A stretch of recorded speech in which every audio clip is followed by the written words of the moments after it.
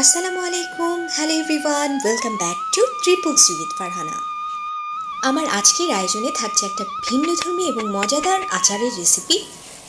আজ আমি তৈরি করব প্লাম পিকল। আর এই প্লাম পিকলটা তৈরি করবার জন্য আমি নিয়েছি 1 কেজি রেড প্লাম, 2টি শুকনো মরিচ, 1 চা চামচ করে আস্ত কালিজিরা, আস্ত সরিষা এবং আস্ত মৌরি নিয়েছি, 1 চা চামচ মরিচ গুঁড়ো, 1 চা চামচ সরিষা গুঁড়ো এবং 1 চা চামচ পাঁচফোড়ন গুঁড়ো এবং সেই সঙ্গে নিয়েছি 250 গ্রাম গুড়। এবারে আমি এই প্লামগুলোকে কেটে নিয়েছি আর চুলায় দিয়ে দিয়েছি 1.5 কাপ পরিমাণ সরিষার তেল। তেলটা একটু গরম হলে আমি আস্ত মশলাগুলো দিয়ে দিচ্ছি সরিষা, কালো জিরা এবং মৌরি।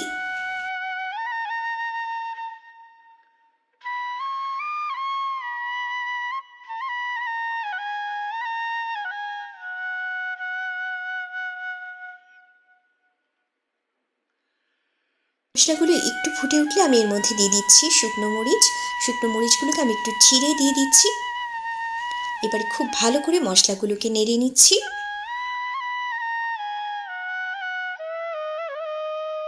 এখন আমি এর মধ্যে কেটে রাখা প্লামগুলোকে দিয়ে দিচ্ছি। এই ফলটা কিন্তু দেখতে আপেলের মতোই শক্ত, কিন্তু এটাকে আমি কিছুক্ষণ জাল দেবার পর এটা একদম নরম হয়ে গলে যাবে। এখন আমি এর মধ্যে 1 চা চামচ পরিমাণ লবণ দিয়ে দিচ্ছি। আরেক চামচ লবণ আমি একদম শেষে যোগ করব। তো এবারে এটাকে নেড়ে চেড়ে এর মধ্যে আমি ঢাকনা দিয়ে দিচ্ছি।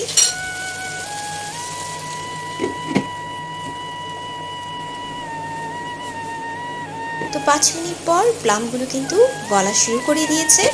এখন আমি এর মধ্যে যে গুঁড়া মশলাগুলো রয়েছে সেগুলো দিয়ে দেব।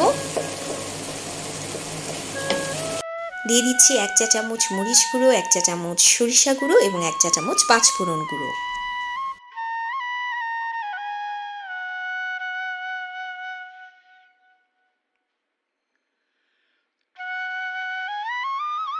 মশলাগুলোকে খুব ভালোভাবে নেড়েচেড়ে মিশিয়ে আমি এটাকে আবারও একটু জাল করে নেব। আর দেখতেই পাচ্ছেন আমি আচারটাতে কিন্তু একটু পানি ব্যবহার করব না, আর সে কারণে এই আচারটা আপনি বেশ অনেক দিন সংরক্ষণ করতে পারবেন। আরও মিনিট 5 জাল দেবার পর প্লামগুলো কিন্তু একদম গলে গিয়েছে। এখন আমি এর মধ্যে দিয়ে দিচ্ছি 250 গ্রামের মতন গুড়টা দিয়ে আমি অনবরত এটাকে একটু নেড়েচেড়ে মিশিয়ে নিচ্ছি।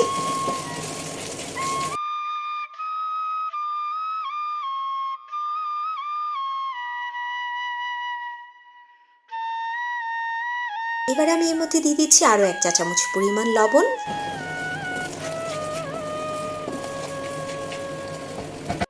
এবার এর মধ্যে দিয়ে দিচ্ছি 2 চা চামচের মতন ভিনেগার। ভিনেগারটা দেবার কারণে আচারটা কিন্তু বেশ অনেক দিন রেখে সংরক্ষণ করা যাবে। আচারটা তৈরি করতে আমার সব মিলিয়ে সময় লেগেছে 20 মিনিট। এখন আমি এটাকে আরও মিনিট 10 মতন ধিমে আঁচে জাল করে একদম একটা ঠিক কনসিস্টেন্সিতে নিয়ে এসেছি। তো আমার আচারটা প্রায় হয়ে গেছে।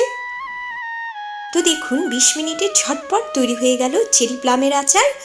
এই আচারটা খেতে কিন্তু বড়ইয়ের আচারের মতন টক ঝাল আর মিষ্টি।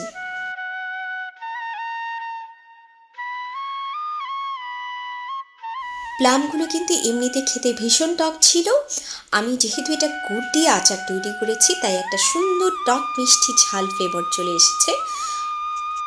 রেসিপি ভালো লাগলে চ্যানেলটি সাবস্ক্রাইব করতে একদমই ভুলবেন না, আর কমেন্ট বক্সে জানিয়ে দেবেন রেসিপিটি আপনাদের কেমন লেগেছে। আশা করি আবারও দেখা হবে ভিন্ন কোনো আয়োজন নিয়ে। সে পর্যন্ত সবাই ভালো থাকবেন। আল্লাহ হাফেজ।